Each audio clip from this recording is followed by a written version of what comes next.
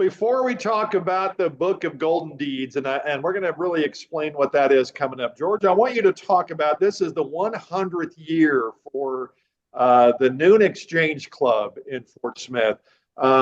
First, talk about that feat itself. Well, I joined the Exchange Club some 64 years ago. My dad and many of Dad's friends were members of the club.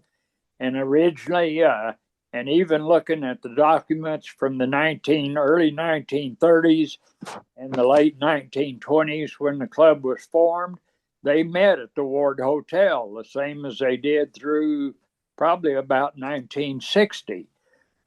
Sometime along in the 60s, there was a meeting, and Nancy Orr was there promoting the Girls Inc. and the Girls Club. And they said, she would like for the Exchange Club to support the Girls Club. And so somebody said, well, why don't she had a real fancy hat on, as Nancy Orr always wore. And somebody said, well, why don't you take your hat off and pass it around? Well, the hat was filled up, and that started some 70 to 75 years of supporting the camp at Girls Inc., which was originally the Girls Club. Probably the biggest project of the local club has been the Girls Club and supporting the camp there. So another thing is, of course, is to help the children. And so we have a lot of work in helping the children in all types of ways and supporting youth in our area. So I would say those are the two big things that Exchange Club has done over the years. And Julie, the mission is preventive child abuse prevention. That's the national project, yes. And so we do have that as a program and a concern year round. And of course, April is National Child Abuse Prevention Month, and we look for new ways to learn about how we can advocate for it. And of course, we follow the Wear Blue Day. I think that's April 4th. But that's the national program. And then, like George said, we started the Girls Inc. camp sponsorship in 1947. And then are a partner in education, which I believe you helped with so much when you were in Fort Smith.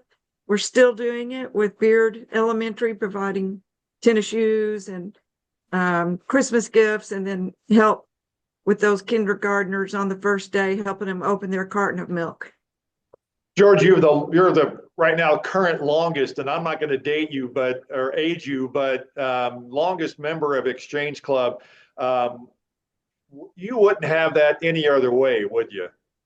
Well, I go back a long way. My family has been involved in it, I assume, since the early 1940s. And so I just have a background with Exchange and many members of Exchange. And when looking at the history, that I've given a couple little reports to the club from time to time, and looking at the 30s, I still recognize a lot of old-time Fort Smith names are in there. I think that's the best part, Julie, is some of the names and the people that have come through the Exchange Club is just extraordinary. Oh, it is. When it began in 1925, it began with so many businessmen, and we recognized their names for buildings named after them or companies. And they had a real neat aspect to it of fathers getting their sons to come. And so that carried on a lot of it.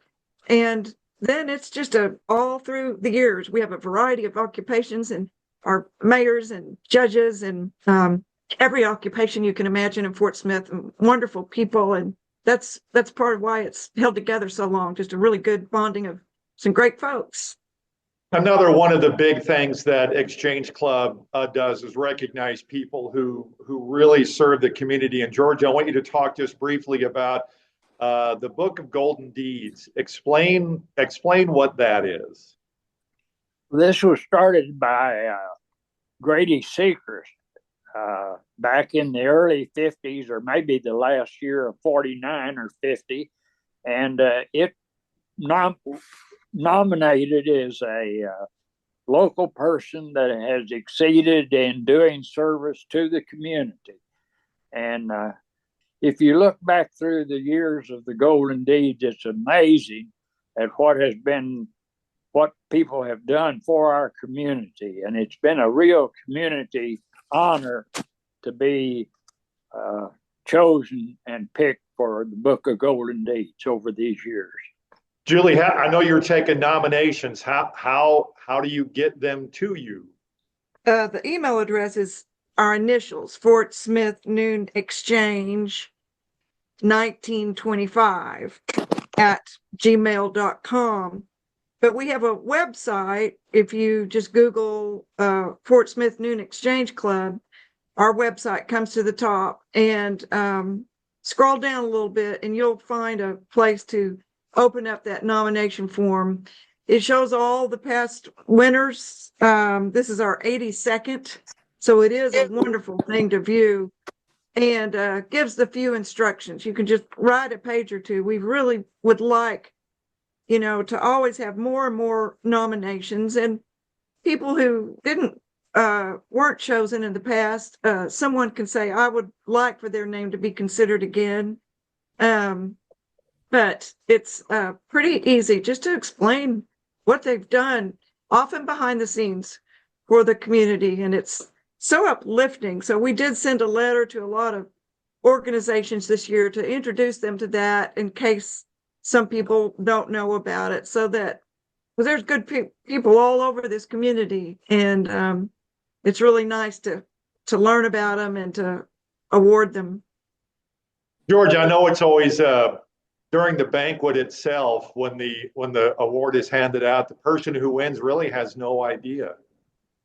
No, that's tried to be kept a secret the entire time. And usually it's pretty good. There'll be now and then that somebody we recognize that's not normally at the Golden Deeds or is not an official of the community shows up, so it's always the members looking around to see who's unusual that's there. It's a little surprise when you don't find anyone there.